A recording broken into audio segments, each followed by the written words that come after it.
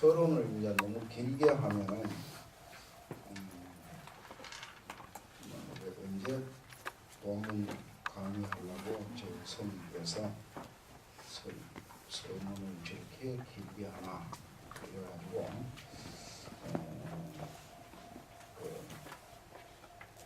보살님들이 강의를 하실 것 같아서 오늘부터는 바로 본문 강의로 나가겠습니다. 11페이지 보시면은 머리말이 있습니다. 우리가 이제 이 책을 이번 강의에 교과 교재로 했고, 그 육조당경이라고 하는 경전을 교과 과제로 했지만, 그 육조당경이 목판본으로도 여러 종류의 목판본이 있습니다.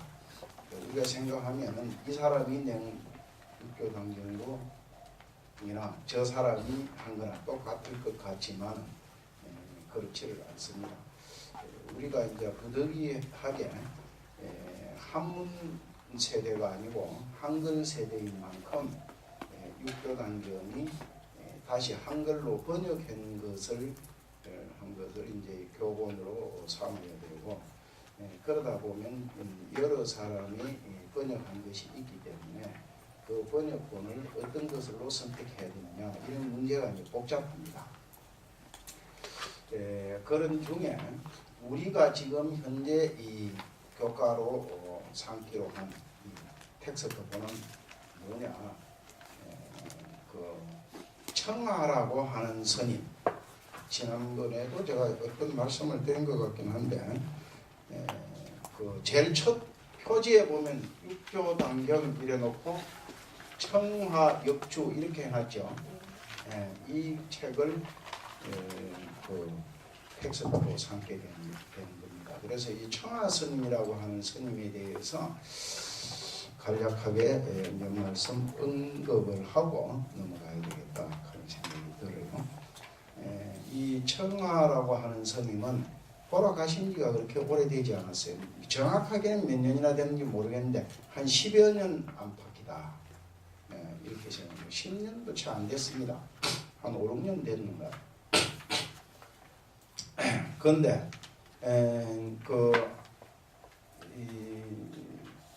주로 어디 쪽에 많이 계셨느냐 하면은 호남 지역에 주로 많이 계셨어요.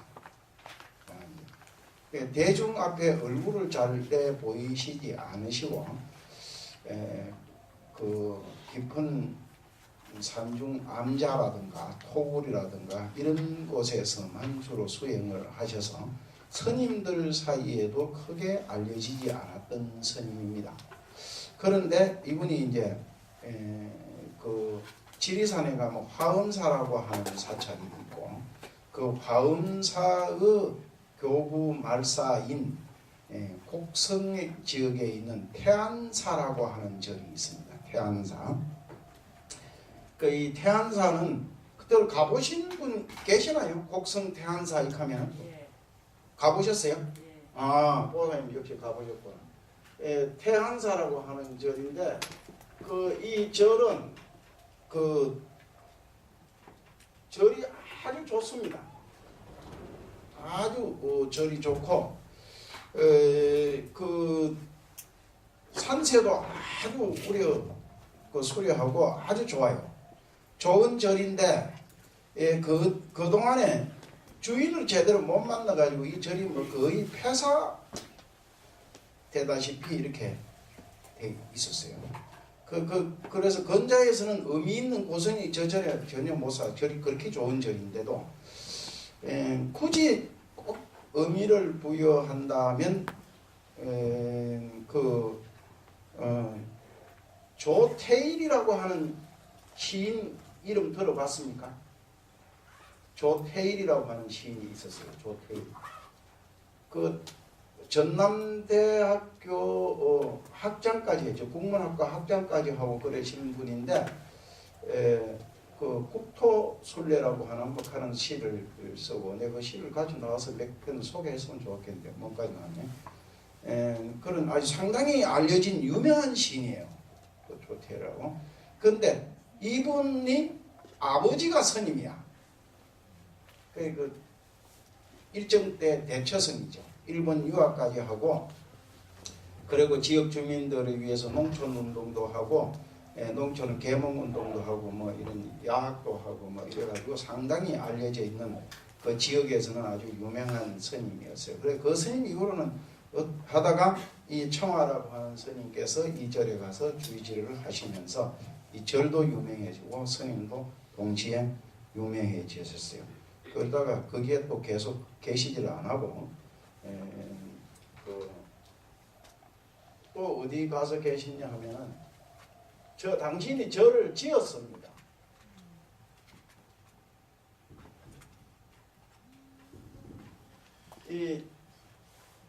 나는 이 절에 가보지는 못했어요.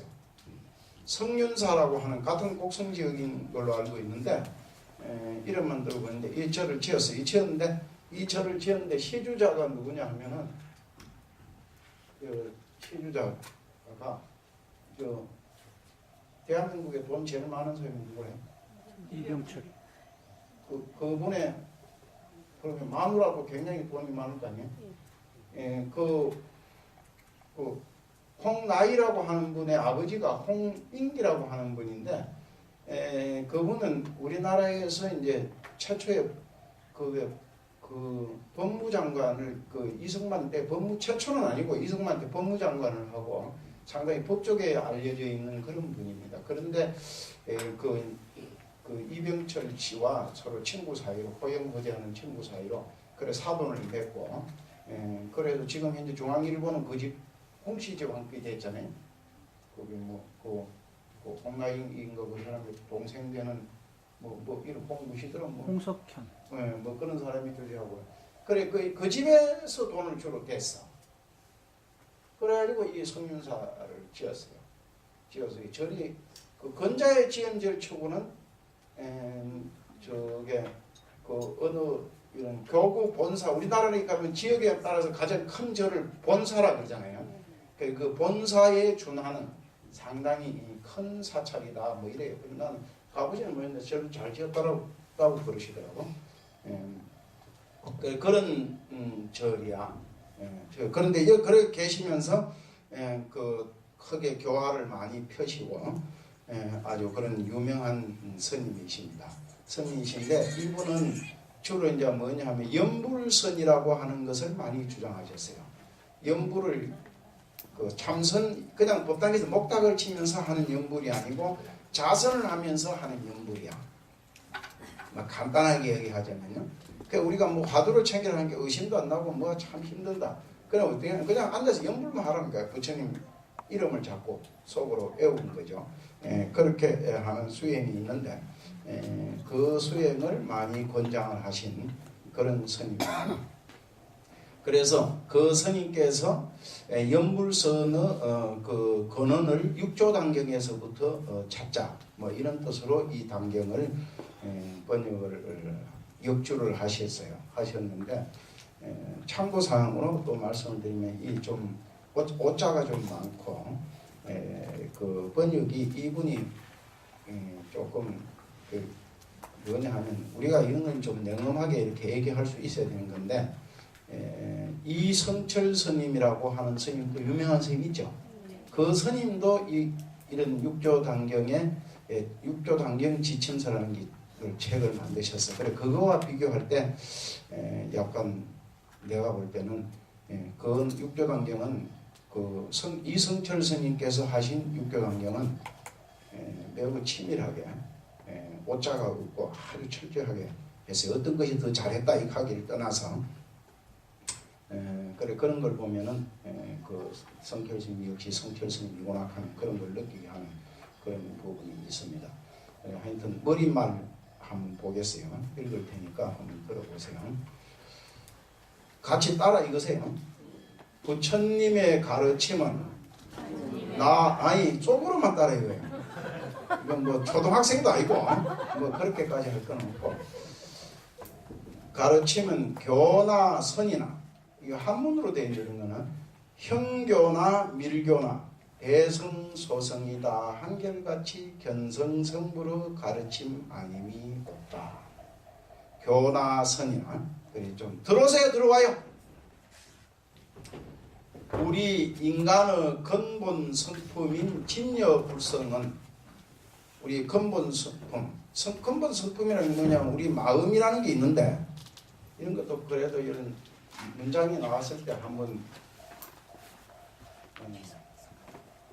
우리는 마음, 한문으로는 심 이런데 이걸 통칭해서 이제 뭐냐 하면 불성이라고 그러잖아요. 불성.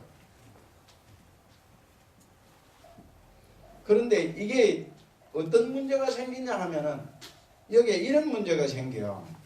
우리가 마음 없는 사람 아무도 없죠? 다 있죠, 마음. 혹시 마음 없는 사람 좀 아니 마음이 없는 사람이 있어요. 마음이 없으면 어떻게 도인이 돼? 무심이야. 무심. 그 무심도인이라고 그러잖아요. 이거 뭐 한문 글자는 마음이 없다 이 소리 아니에요? 마음이 왜 우리는 뭐냐면 마음이 끊임없이 번뇌로 작용하는 거예요. 번뇌로. 번뇌. 이 번뇌의 작용이 없어져 버리면 무심이 되고 그러면 그게 불성이 드러나는 거예요. 드러나는 건데 흡사가 어떤 거예요? 그래서 옛날 스님들이 비유하는데 참 재밌는 비유를 많이 해요. 옛날 스님들 이래 되는 거예요. 이 물이 이래 있는데 구슬을 하나 탁 떨어뜨렸어요. 맑은 물에 구슬이 탁 떨어지니까 그 안에 먼지가 일어났을 거 아니에요. 물속에서. 그럼 꾸중물이 일어났잖아요. 먼지가 우리는 공기에서는 먼지라고 그러지만 거기서는 꾸중물이 이렇게 탁 일어났거든. 그래 구슬은 안 보이고 꾸중물에 가려서 구슬이 안 보여. 근데 가만히 놔두면 어떻게 됩니까? 다시 금방 그냥 구슬 하나 톡 떨어져서 일어난 꾸중물은 많지도 않아. 양이 조금밖에 안 되잖아요. 그러니까 톡 떨어져서 타는 게 조금만 있으면 그 꾸중물이 가라앉으면서 그 속에 있는 영롱한 구슬이 그대로 드러나. 그럼 그대로 딱 건져내면 되는 거예요. 근데 어떻게 되냐? 구슬이 톡 떨어지니까 아이고 꾸중물이 일어났는데 안 보이는데 손을 집어넣고 그걸 찾겠다고 휘저어버리잖아요. 이렇게. 그러면 꾸중물이 더 많이 일어나 버려요. 못 찾는 거예요. 내가 이런 걸 직접 내가 경험을 했습니다. 내가 저 파주 보항사에 있을 때인데 아니 운전하려고 차에 시동을 걸려고 나와서 키로 가지고 문을 腾 열었는데 문을 열면서 문을 열면서 실수를 하고 키를 탁 떨어뜨렸어. 거기 자리에. 근데 눈이 이렇게 이만큼 왔어요. 펑펑 눈이 계속 오고 있는데 그 눈 속에 떨어뜨렸거든. 속 들어갔는데 못 찾는 거야. 아무리 그걸 뭐 처음에 나는 어떻게 했냐면 손으로 찾았으면 금방 찾았을 거예요. 발로 이렇게 밟으면 그 감각이 있잖아요. 그거 이러니까 눈이 다 젖어가지고 그래가지고 막 휘저어도 아무리 찾아도 못 찾아. 이게 키가 어디로 갔지? 하니까 스님이 왜 뭐 하고 있어요? 아니 키를 떨어뜨리니 못 찾겠다 하니까 그걸 뭐 그렇게 찾고 계십니까? 하면 가가지고 바가지에 물을 한 그릇 떠가고 젖고 그러니까 옆에 있는 물이 싹 녹아버리니까 싹 드러나 버리더라고. 그런 것처럼 우리가 비유하자면 구슬이 물 위에 떨어졌는데 이 불교 이제 수행 방법이라는 것은 뭐냐 하면 마음을 움직이지 않고 그냥 놔두라는 거야. 가만히. 이게 이제 육조당경에는 안 나오는 말인데 나중에 이제 그 육조 해능의 사상을 이어받은 사람들이 가운데 한 사람인 마조 도일이라고 하는 스님이 있어요. 그 스님의 법문 가운데 도가 뭡니까? 대체 뭐가 도입니까? 이러니까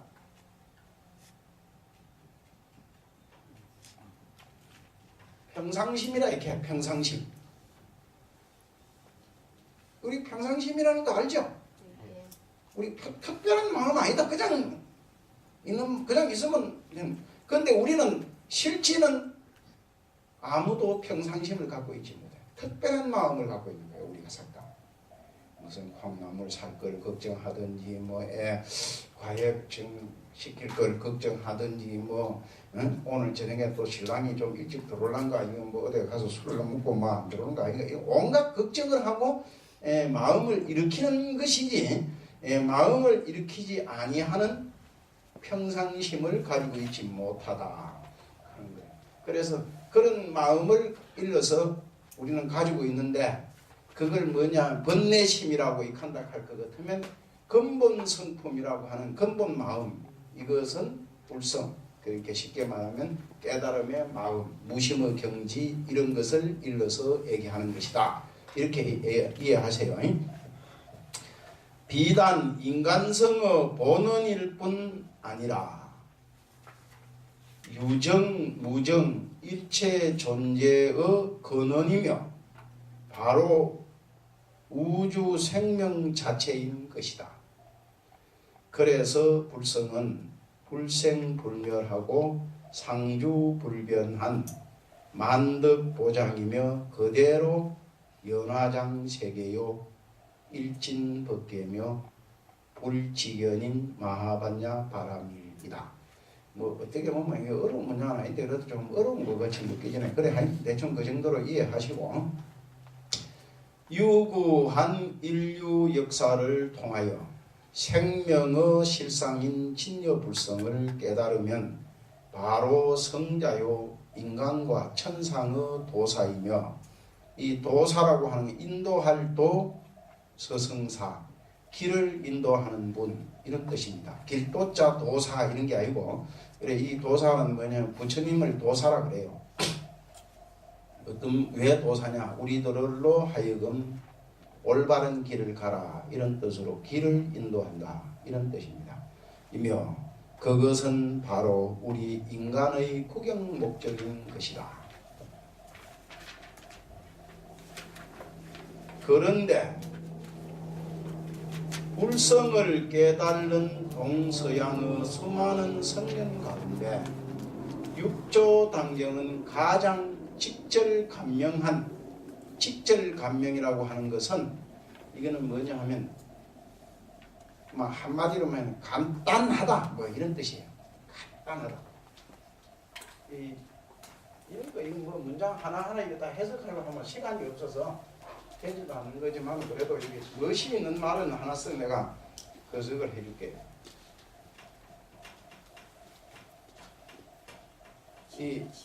이 자가 한문으로 이제 고들직 이러죠. 예. 고들직. 그 고들직에 이게 한문에 이 글자하고 똑같은 글자입니다. 요거 같은 철자예요. 그러니까 이게 뭐냐면 끊는다는 글자예요. 이렇게 탁.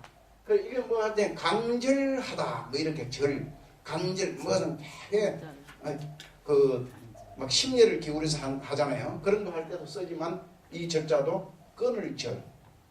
왜 끊을 절이냐? 아이고 이거 들어가.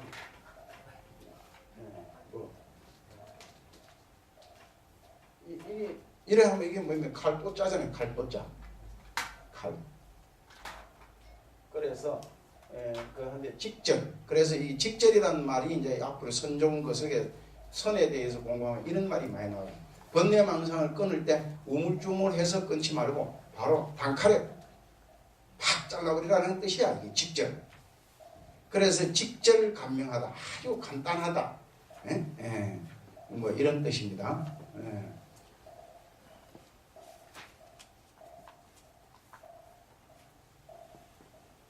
감명한 견성오도의 법문으로서 우리 중생들을 감분 참국해 하는 절실한 참선의 성전이다. 물론 당경에는 이 머리말을 한번 읽어보는 게 이분이 그 청화스님이라고 하시는 이분이 이해하고 있는 당경을 집약해서 간단하게 설명하는 그런 것도 있지만 당신이 왜 이걸 번역하게 됐는가 이런 것을 이제 설명하는 거예요. 물론 당경에는 고래로 가필 첨삭의 비판이 있기는 하나 이게 뭐냐면 제가 얘기를 전에 조금 언급을 했어요. 가필 첨삭이라고 하는 것은 가필은 없는 내용을 조금 보탠 원래 원문 없는 것을 내가 편집을 하면서 조금 보태는 거야 자꾸. 예. 첨삭이라고 하는 거는 이제 그것도 이제 첨은 보탠 게고 삭은 깎아내는 거. 원래 원문에 있는 내용을 빼버리는 게 내 마음에 안 든다고 빼버리고 그런 것이 이제 오랜 세월을 흐르면 들어 있었다 이 소리죠.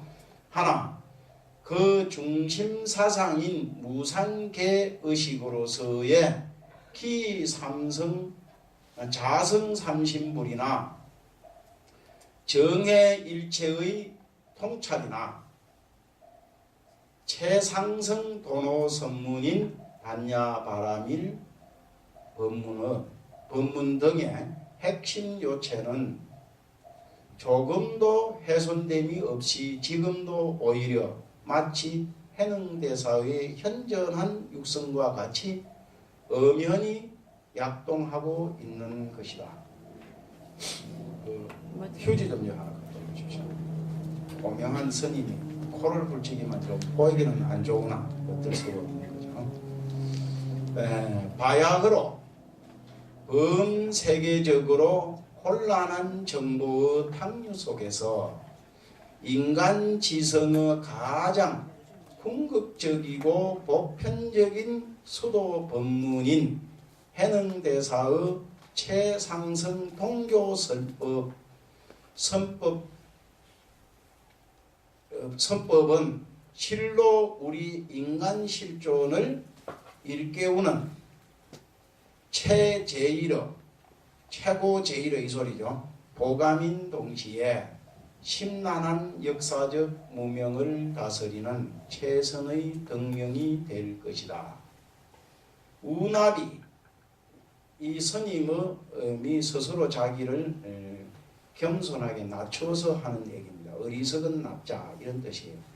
경하게 조예 깊은 학성이 아닐 뿐 아니라 학철대오한 성성의 훈상도 아니면서 감히 자고로 문제점이 많은 육조당경의 번역을 발언한 연유는 당경이 바로 참선 수행의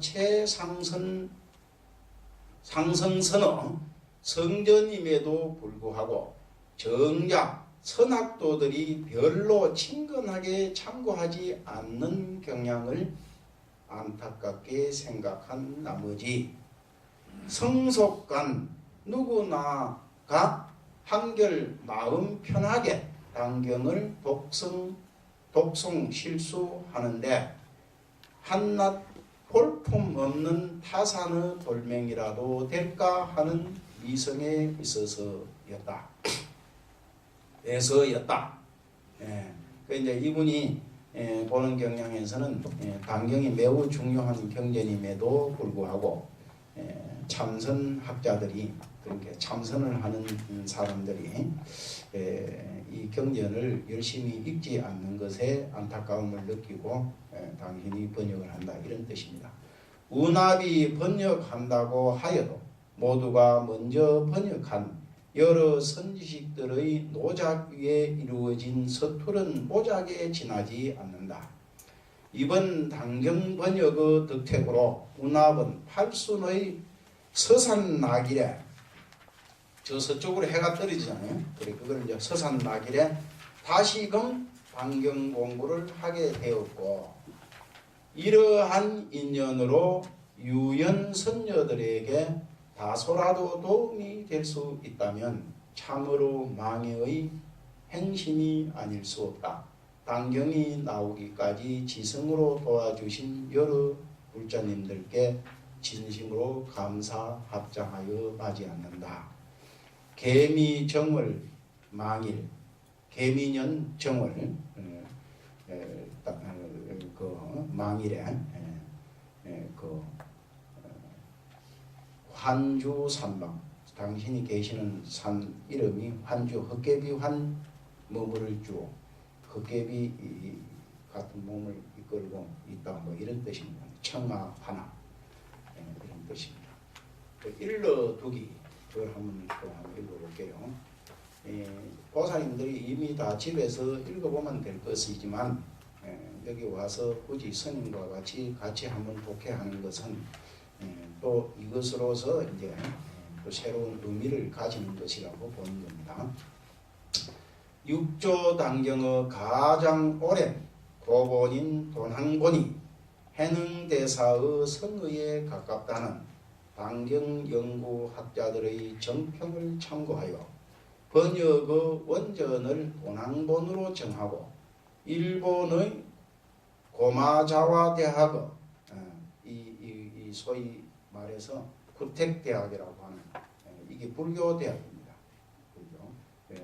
일본에는 그 구택대학과 임제대학 또 무슨 대학 이렇게 불교 대학이 우리나라에 비해서 많아요. 좋은 대학들이 많이 있습니다. 선종사 연구회에서 발간한 해능연구와 성철선사 돈항본 교주본과 김직연 박사 돈항본 교주본을 참고하였다. 성철스님 걸 참고했다고 그러시는데 제가 볼 때는 이제 아까 얘기하는 그 오자의 문제 같은 것은 성철스님 걸 크게 많이 참고를 못하신 것 같은 느낌이 있다. 뭐 이런 뜻입니다. 돈항본 당경이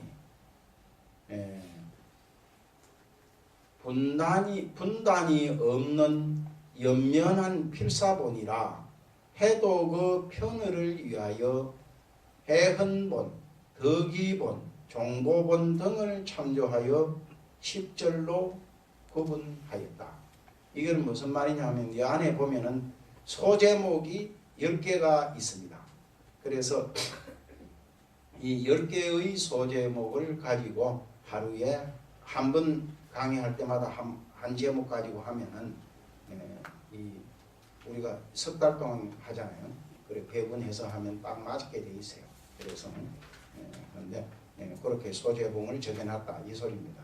그 소제목은 당신이 임의대로 한 것은 아니고 해헌본, 덕이본, 종보본 이런 것에 나오는 것을 참고한 것이다. 그런데 순서는 좀 바뀌어 있다는 것을 참고로 드릴게요. 중국, 한국, 일본 등 동양 문화권에서 한문 혼용은 자연한 추세임을 감안하여 추성문은 침집, 국한 혼용문을 하였다. 지금 현재 우리가 읽는 것이 국한 혼용문 아닙니까? 이렇게 했다 이런 뜻입니다. 한문 경전이 모두 종서임을 준하여 그에 따르도록 하였다. 종서라고 하는 것은 행서는 이렇게 된 게 행서고 우리는 이렇게 지금 읽고 있잖아요. 이런 뜻이에요. 당경을 한문으로 독송할 편의를 위하여 모든 한문에 한글음을 부기하였다. 보살님들을 위해서 그 한문에 이제 능통하지 않은 사람들을 위해서 그 발음 거석을 한글로 옆에 써놨다 이 소리죠. 그러니까 여기 보면 뭐 불조 진영 그 옆에 한문으로 불조 진영 크게 써놓고 옆에 작은 걸로 써놓고 그랬죠. 그래서 머리말 목차가 이렇게 쭉 있고 그걸 합니다. 이게 오늘 내가 하고 싶은 얘기가 많이 있습니다. 있는데 그걸 생략을 하기로 하고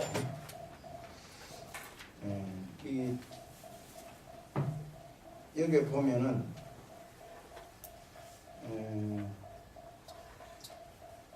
당신이 이제 해통 법문 이 목차를 한번 자세히 보세요. 그 불조 진영이라는 것은 이게 뭘 얘기하는 기냐 하면은 앞에 이렇게 보면 뭐 이쪽 말은 부처님 상을 여기가 제일 첫 페이지에 있죠. 여기 그 뒤에 이제 뭐 달마대사, 공인대사 뭐 이렇게 있죠. 해능대사 이런 게 이제 있는 것을 이걸 불조 진영이다 이 소리입니다. 그 불조 진영상이 그러니까 이제 거기 있고 머리말 일러두기 그리고 해제.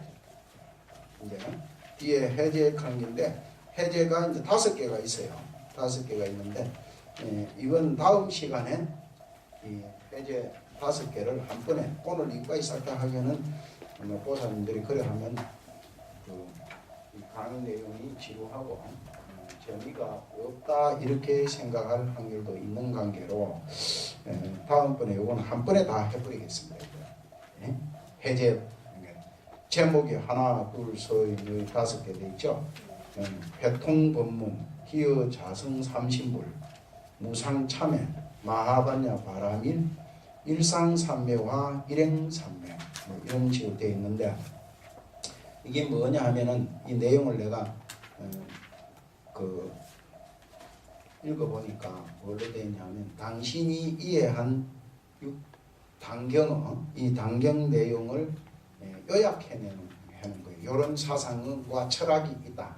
이 단경 안에 그렇게 해서 아주 큰 스님이 당신의 안목을 가지고 상당히 정리를 해놓은 내용인데 요거는 어떤 의미에서는 이 해제 이렇게 해야 되겠다. 지금 얘기하는 거. 이 다음번에 시간에 이걸 하는 게 아니고 바로 원문에 들어가서 다 하고 우리가 이걸 원문 다 하면 읽어보고 난 마지막에 이제 우리 이 원문 내용을 아니까 그걸 보고 이 스님께서는 이런 내용으로 가지고 하셨구나. 그러면 설명하는 나도 좀 쉽고 그렇지 않겠나 생각을 하고 그러면서 이제 그때 이제 마무리하는 뜻으로 이제 중언부언 앞뒤 없는 말을 몇 마디 하도록 하겠습니다. 제가 좀 감기 기운이 좀 있습니다. 이게 있는 게 세상 살아보다 보면 별 인연이 다 있는다.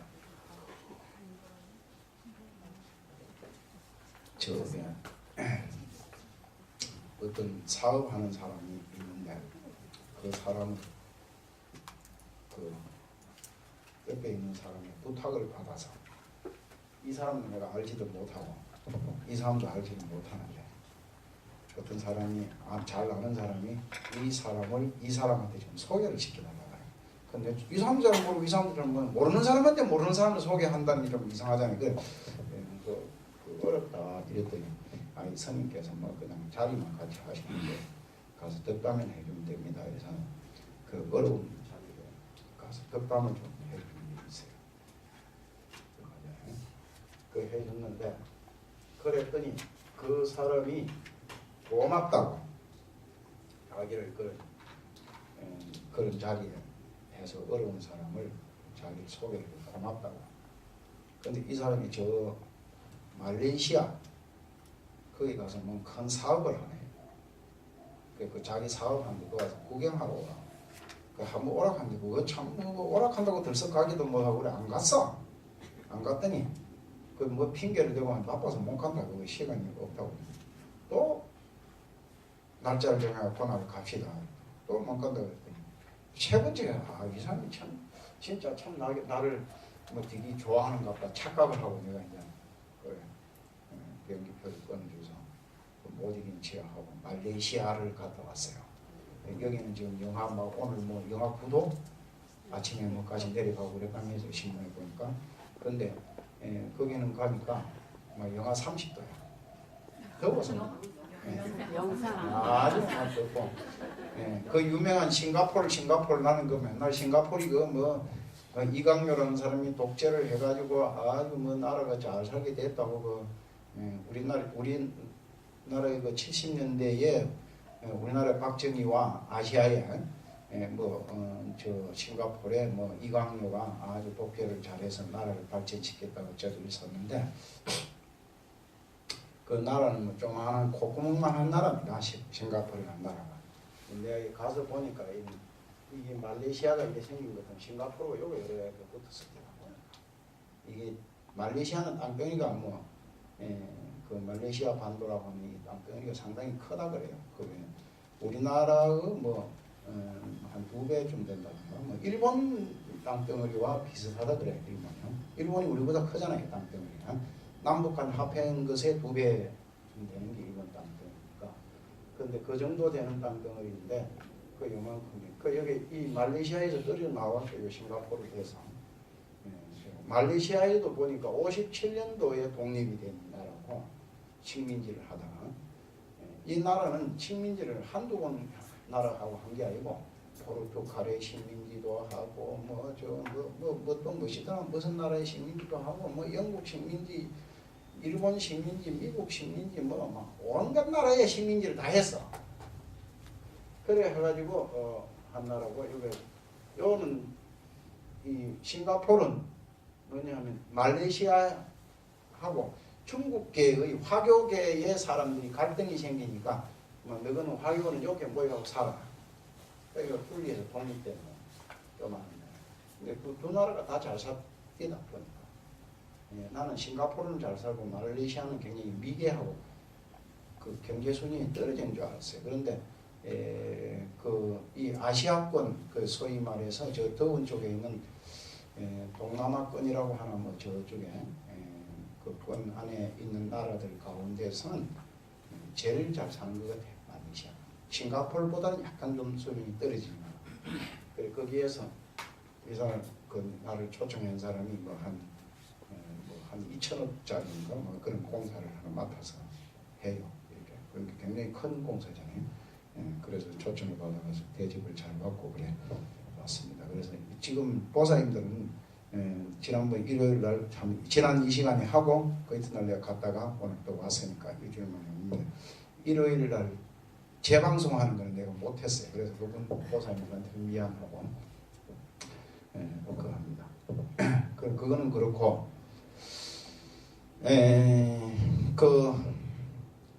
우리가 이제 이 동양권의 문화 또는 서양권의 문화 뭐 이런 얘기를 많이 이제 되게 하잖아요.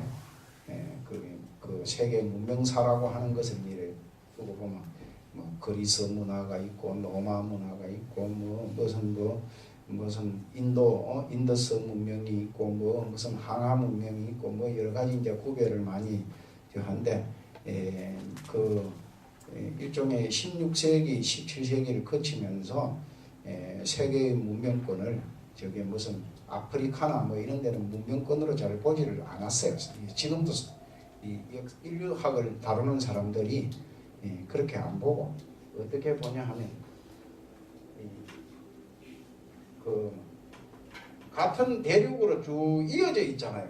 이게 유럽이라는 데하고 여기 유럽이 이래 떡 있으면 여기 인도가 이래 떡 있고 여기 중국이 이래 있고 이래 돼 있단 말이에요. 그러니까 여기 이제 중앙아시아라고 그래 여기를. 그 돼 있고 이제 여기 이렇게 뭐 동남아권이라고 하는 게 또 이렇게 한 땅덩어리 하나 붙어 있고 한국은 이쪽에 여기 하나 붙어 있고 일본은 이렇게 하나 있고 뭐 이런 식으로 돼 있잖아요. 세계 지도가. 그렇게 돼 있는데 그래서 이 사이를 거대한 산이 이렇게 막고 있습니다. 거기 이제 히말라야 산맥이라고 하는 소위.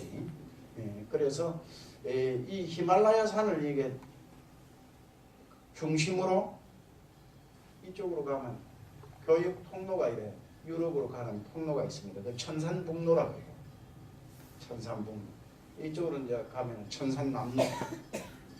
저 남쪽으로 가서 그래 남쪽으로 가는 인도를 통해서 이 중앙아시아를 거쳐서 이렇게 남로가 더 멀어요. 해로는 더 멀어. 중국에서 이제 이게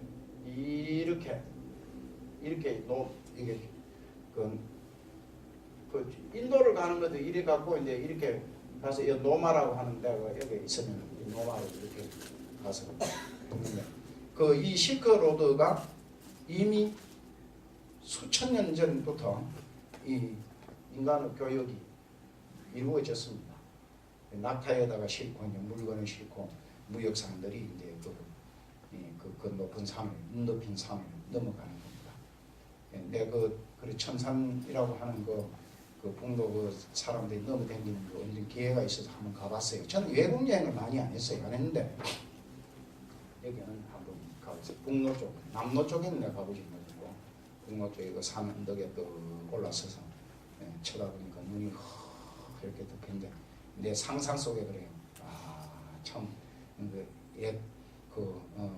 장사꾼들이 낙타에는 들어오세요. 낙타라는 이 동물은 혹한 속에 추위 속에서도 견디고 아주 무더운 더위 속에서도 견디는 동물 가운데 참 특이한 동물이야. 예? 그래 먹을 게 없어 굶어도 이제 다른 사람 갈증이 나서 한데 뒤에 낙타 봉우리 그 속에 물을 저장해 놨다가 견디내고 그러는 그런 이 낙타인데 말보다도 순발력 빨리 뛰어가는 거는 뭐 빨리 못 뛰어가도 장거리를 멀리 달리는 것은 낙타가 더 잘 달리고 그걸 타고 가고 무역이 교육이 이루어졌는데 주로 그 교육의 품목이 뭐냐면 실크입니다. 실크.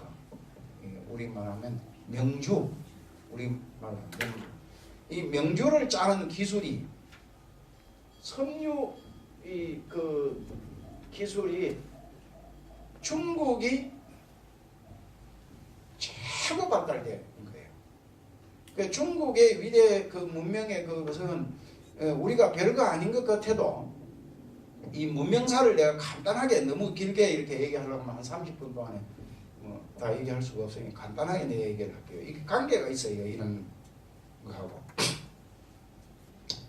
이게 별거 아닌 것 같은데 이게 중국의 문화도 바꾸고 인류의 문화를 바꾼 겁니다. 이게 왜냐하면 아프리카 같은 사람들은 이 옷 같은 게 이거 뭐 걱정할 게 없잖아요. 그 사람들이 보면 이거 더우면 어떻게 사나 뭐 이렇게 사는데 추워서 어떻게 사나 이게 걱정이 더운 거는 걱정이 없습니다. 옷을 안 입고 살면 게 하나요. 내가 늘 생각하는데 나도 여름에 한번 저 혼자 토굴에 살면서 더울 때 귀찮았게 뭐 옷 입고 살 게 뭐 있나 또 벗고 사니까 오히려 춥더라고. 한 30도 이래 되는데도 그늘 밑에 이런 난닝구라도 하나 입고 있고 팬티라도 하나 입고 있는 데서 더운 게 오는 거지 아주 훌떡 벗고 있으면 그죠. 그 내가 석 달 동안을 아무것도 안 입고 내가 한번 중요한 체험을 해보자 이래가지고 헐떡 벗고 한번 살아봤는데 아주 좋더라고. 편하게. 나중에 옷 입기가 귀찮아가지고 날씨는 가을이 와고 날씨는 쌀쌀해지는데 옷 입으려고 하면 참 거북하더라고. 그래 그게 문명이 발달 안 한 거야. 아프리카 이런 데 문명이 크게 발달 안 하잖아요. 이 추운 중국에서 비단을 짠 이게 노마 사람들이 금을 주고 그걸 산 겁니다. 그 중국 사람들이 그걸 이렇게 사가지고 그 노마 쪽으로 가져가는 거예요. 그 교육이 얼마나 멀고 험난한 것이겠습니까? 그걸 갖다가 팔고 또 다시 이제 이렇게 오고 왔다 갔다. 그 한 상인이 일생에 한 몇 번 왔다 갔다 하면 자기 인생이다라는 거예요. 그렇게 해서 이제 교육을 이루는 건데, 그러다가 나중에 이제 실컷만 한 것이 아니고, 중국에 있는 도자기가 또 수출 품목. 이 실컷 하다가 도자기 하다가 나중에 최고 마지막에 가서 뭔지 압니까? 중요한 거 하나, 덤으로 하나 가르쳐드립니다. 차예요, 차. 이 차. 이게 청나라가 들어서고 청나라의 가장 위대한 황제가 우리가 이제 청나라 그러잖아요.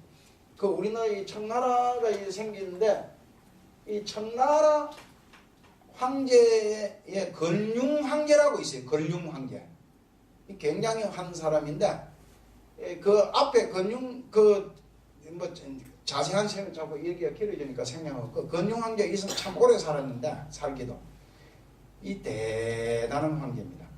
이 청나라는 나라가 무시를 못해요. 어느 날 중국이 이렇게 큰 땅덩어리를 차지하고 수 있었던 것은 청나라의 업적이야. 이 모태통의 업적도 아니고 다른 업적이 아니고 굉장히 큰 땅덩어리를 제국을 건설했는데 이 중국이라는 나라가 이렇게 이때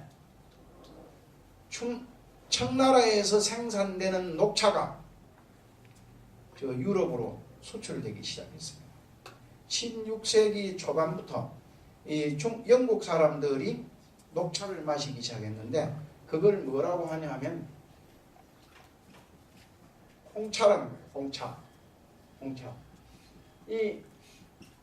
우리 홍차 아시죠? 이렇게 티로 되어 있는 거.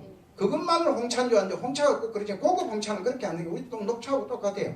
그리고 재료는 나무에서 생산되는 재료는 똑같은 거예요. 우리가 마시는 녹차라 하는 거하고 똑같은 거예요. 근데 이거는 발효돼서 붉게 우러나. 이 쉽게 말하면 그거보다 더 좋은 게 요즘 나오는 이 보살님들 가운데 혹시 차 마시 보신 보살님들은 아실 거예요. 그거 뭐이고 보이차라고 하는 거. 예. 이게 이 보이라고 이렇게 쓰는 건데 이 보이 기자 이 보이차라고 하는 글자 이거 그 차가 있는데 이게 뭐냐 하면 이 홍차하고 똑같은 거예요. 같은 발효시킨 차야. 차인데 이게 홍차가 인도에서 생산된 녹차를 배에 싣고 대서양을 건너서 영국까지 가는 과정에 차가 썩어서 못 쓰게 된 거야. 차에다가 그렇게 요즘같이 뭐 이렇게 냉동장치가 있고 뭐 배가 그런 거 아니잖아요. 그래 뭐 자루 같은데 푸대 같은데 가지고 가는 게 막 썩어서 못 쓰게 되니까 이 큰일 났거든. 근데 아까우니까 그거 했는데 나중에 보니까 아 거기다가 술을 부어가지고 발효를 시켜서 가져가니까 오히려 그 뜨거운 대서양의 그 적도를 지나가면서 뜨거운 태양열에 발효가 되니까 더 맛이 좋아지는구나. 그래 홍차가 발견된 겁니다. 이 보이차락하는 것도 이게 뭐냐 하면 이 중국의 이 남쪽 지역에서 생산되는 녹차가 저 몽고라든가 티베트 쪽에는 차가 생산이 안 되거든요. 근데 거기에 있는 사람들도 차를 마셔야 되는 거예요. 왜 차를 마셔야 되냐? 우리나라 사람들은 차가 크게 많이 발전을 못했어요. 우리는 차가 필요 없죠. 왜냐하면 평소에 나무를 많이 먹고 채식을 하는 사람들이거든. 근데 몽고 같은 데 가면 뭐입니까? 육식을 주로 하잖아요. 육식을 주로 하는데 이 육식을 주로 하는 사람들은 뭐냐면 야채에서 얻는 비타민이 부족한 거예요. 그게 뭘로 하냐? 녹차를 마시면서 그걸 보충해. 근데 그 먼 여기서 생산된 차가 여기까지 가려고 하면 굉장히 먼 육로를 거쳐서 가는데 1년도 걸리고 2년도 걸리는 거야. 그러니까 어떻게 하냐면 차를 갖다가 어떻게 쪄가지고 발로 우리 그 누룩 밟듯이 밟아서 덩어리를 만들어가지고 가져가는 거야. 가져가는 오랜 1년, 2년 동안 차가 묵어가지고 먼지도 않고 그게 막 쩔을고 그게 발효돼서 하는데 그게 희한한 맛을 내거든. 그래 이 시골 초가집에 살아본 사람들은 아유 초가집이 1년 견디면 이 가을에 이때쯤 집을 있다가 해갖고 여름 장마철 되면 그 비가 오면 초가집 썩은 물이 그 붉게 들이면서 그 냄새가 썩은 냄새가 나요. 집 썩은 냄새가. 그 우리는 거기 익숙해져갖고 그 냄새를 좋아해서 어릴 때부터 그랬는데 그 냄새가 나요. 보이차에서. 그 냄새가 짙게 나는 차일수록 좋은 차야.